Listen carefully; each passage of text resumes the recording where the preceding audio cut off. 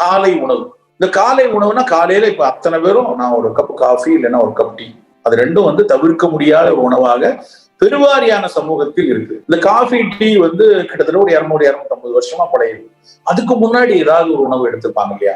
ஏதோ ஒரு உணவை எடுக்காமல் இருந்திருக்க வேண்டாம். காலையில உழவு சமூகம் காலையில் போகும்போது நீராகாரம் எடுத்தாங்க. வெயில்ல வேலை செய்ய போனோம், முதல்ல நல்ல ஒரு செம்பு நிறைய நீராகாரத்தை குடித்து விட்டு உழவுக்கு ஒரு சமூகம், பெரும் சமூகம் அதில் தான் முதல்ல குடிச்சு. வேறு என்ன செய்திருப்பாங்க? சித்த மருத்துவாங்க சுருக்கம் என்று ஒரு நூல் இருக்கு. போகர், அவர் சித்தர்ல வந்து ரொம்ப முக்கியமான ஒரு சித்தர் வந்து போகர். அவர் என்ன எழுதியிருக்காரு? வள்ளலார் இதை பற்றி என்ன எழுதியிருக்கிறாரு? பல சித்த மருத்துவ நூல்கள் காலை உணவுகளை என்ன பண்ணியிருக்கு கொஞ்சம் யோசிச்சு பார்த்தா பல கஷாயங்களை குடிச்சிருக்காங்க. காலையில குடிக்கிறதுங்கிறது, இப்ப நம்ம தேநீர் எடுத்தா தேநீரும் ஒரு தேயிலை கஷாயம் தானே, வேற என்ன? ஒரு aqueous extract of tea, Camellia sinensis அப்படின்னு சொல்லிடலாம். டீ, வாட் இஸ் டீ அப்படின்னா ஒரு aqueous extract of Camellia sinensis. அந்த கேமெல்லா சைனன்சிஸ் அங்கிருந்து வருது, சீனால இருந்து தேநீர் வருது. ஆனா அதுக்கு முன்னாடி நம்ம ஊர்லயும் இதே மாதிரி தண்ணி ஊத்தி ஒரு கஷாயங்கள் போட்டு குடிச்சிருக்காங்க. என்ன குடித்தார்கள் என்று பார்த்தா எளிய பல மூலிகைகளை காலை உணவாக பல பேர் எடுத்திருக்காங்க. உதாரணத்துக்கு கரிசலாங்கண்ணி தேநீர். காலையில அவங்க தேநீர் எல்லாம் பேர் வைக்கல, கரிசாலையை காலையில கஷாயம் போட்டு குடிச்சிருக்காங்க. கரிசாலையை வந்து ஒரு தொழுது இருக்கிறார்கள், அவ்வளவு மிக முக்கியமான மூலிகை என்று. கரிசலாங்கண்ணிங்கிறது வந்து இன்னைக்கு நிறைய பேருக்கு தெரிஞ்சதுன்னா, கரிசலாங்கண்ணி நல்ல தலைமுடி கருதுன்னு ஒரு சார், அதை வச்சு தைலம் காய்ச்சி தலைக்கு தேய்ச்சோம்னா தலைமுடி கரு. இது மட்டும் தான் இன்னைக்கு உள்ள சமூகத்தில் கொஞ்சம் பேருக்கு தெரியும். இன்னும் கொஞ்சம் பேருக்கு கரிசலாங்கண்ணினா கொஞ்சம் ஈரலுக்கு நல்லதுன்னு பேசிக்கிறாங்களே, ஒரு ஹெப்படோடானிக்ங்கிற விஷயங்கள் தெரிஞ்சு இது தெரியும். ஆனால் அதையெல்லாம் தாண்டி கரிசலாங்கண்ணி ஒரு கல்பம். அது உடலுக்கு மிகப்பெரிய அளவில் பித்தத்தை தனித்து சீராக்கக்கூடிய ஒரு மிகப்பெரிய கல்பம். தெரியல, தேகராஜன் என்று பேர், அதனுடைய இன்னொரு பேர் வந்து தேகராஜன். ஒரு கரிசாலை தைலம் என்று நாங்கள் ஒரு தைலம் தயாரிப்போம். உள்ள சாப்பிடுற தைலம், தைலம்னா எல்லா தைலமும் தலைக்கு தேய்க்கிறது இல்ல, உள்ள சாப்பிடுறதுக்கும் செலவு உண்டு. அந்த கரிசாலை தைலத்துக்கு அந்த தேரன் தைல வர்க்க சுருக்கம் என்று ஒரு சித்த மருத்துவ நூல் இருக்கு, அதுல கொடுத்தாங்க. அந்த கரிசாலை தைலத்தை அவன் எப்படி சொல்றான்னா, தேகரா சச்சுரதம் தெல்லிய நேர்நேர் கூட்டி பாகமுற காய்ச்சி பருகுவார் காகமுனும் காச நோய் தீருமா. என்ன அர்த்தம் அப்படின்னா, தேகராஜன் அப்படின்னா கரிசலாங்கண்ணி, தேகராஜன் இன்னொரு பேர். உடலை வந்து மன்னன் போல் வைத்திருப்பதனால பேர் தேகராஜன். அந்த தேகராஜன் சச்சுரதம் தில்லிய நேர்நேர் கூட்டி, தில்லுன்னா எள்ளு, எள்ளு எண்ணெய ஒரு 50 ml கரிசாலை சாறு, 50 ml எள் எண்ணெய் என்கிற நல்லெண்ணெயோடு சேர்த்து காய்ச்சிய அந்த தைலத்தை ஒரு ஸ்பூன் காலையில குடிச்சேன்னா காகமுனும் காச நோய் தீரும்னா என்ன? காகமுனும் காசம்னா ஒரு இருமி சளி துப்புனா அந்த துண்டை வந்து விடுற சளியை வந்து ஆங்கிலத்துல மியூக்கோ புர்லன்ஸ் ஸ்பூட்டம் அப்படின்னு மெடிக்கல் ஸ்கூல்ல சொல்லுவாங்க. அப்படி துண்டை வர்ற மியூக்கோ புர்லன்ஸ் ஸ்பூட்டத்தை காக்கா தூக்கிட்டு வரும், ஏன்னா அது ஒரு புரோட்டீன் தானே, காக்கா தூக்கிட்டு வரும். அப்படி வரக்கூடிய சளி அந்த கரிசாலை தைலத்துல போயிடும்னு அர்த்தம். அப்படி துண்ட சளி வருதுன்னா கிரானிக் பிராங்கைட்டிஸ் இருக்கணும், இல்ல சம் நிமோனியா இருக்கலாம், நிமோனிட்டிக் கன்சால்டேஷன் இருக்கலாம். இதுக்கான மருத்துவம் என்று அதை ஆய்ந்து கொண்டிருக்கிறோம். இதுல என்ன நமக்கான செய்தி என்னன்னா, பித்தத்தை தனித்து கபத்தை போக்கக்கூடிய ஒரு அருமையான மூலிகை கரிசலாங்கண்ணி. அது தவிர அது வந்து ஈக்லிப்டா ஆல்பா அப்படின்னு சொல்லுவாங்க.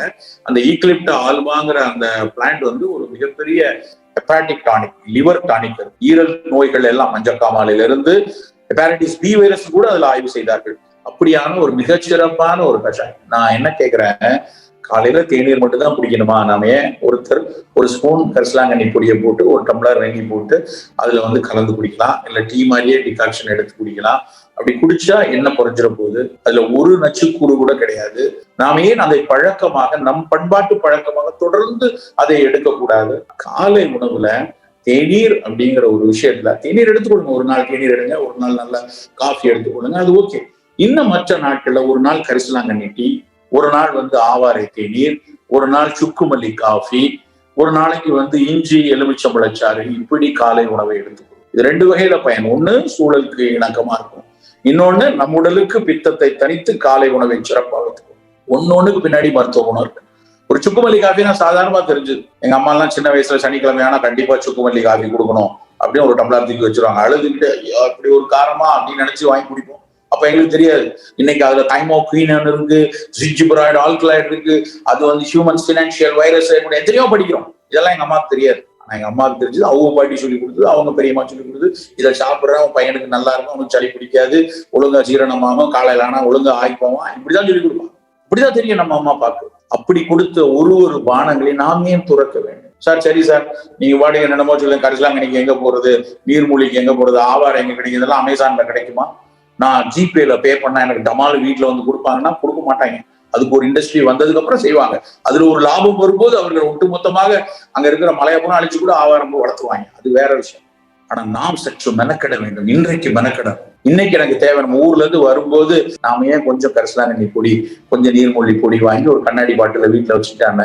100 கிராம் ஒரு டீ வைக்கிறோம், ஒரு காஃபி தூள் வைக்கிறோம், 100 கிராம் கரிசலாங்கண்ணி, 100 கிராம் நெல்லிக்காய், 100 கிராம் சுக்குமல்லி, 100 கிராம் ஆவாரை, அப்படி காலை உணவை எடுங்க. அதுல டீ போட்டு குடிங்க. விளையாட்டு இல்ல. இதை நான் சும்மா ஒரு ப்ரீச்சிங்கா சொல்றேன்னு நினைக்கிறேன். நீங்கள் தேடுங்கள். உங்களுடைய அறிவார்ந்த தேடல் நிறைய. எதை எடுத்தாலும் நம்ம கூகுள் குலதெய்வத்தை கேட்டதுன்னா எதையுமே செய்யறோம். அந்த குலதெய்வத்துல போய் கேளுங்க என்ன சொல்லுதுன்னு. ஒரு தாவரத்துக்கு பின்னாடி அவ்வளவு அறிவியல் கருத்துக்கள் போய் முடங்கி கிடக்குது. அதே நாம் காலை பணமா. ஒவ்வொரு உணவிலும் நம் அக்கறை இருக்கணும். ஒரே பொருள்ல எல்லாம் இருக்கணும்னு தயவு செய்து நினைக்காதீங்க. திணையரிசிலே எல்லாம் இருக்கானா கிடையாது. கம்புலயே எல்லாம் இருக்கானா கிடையாது.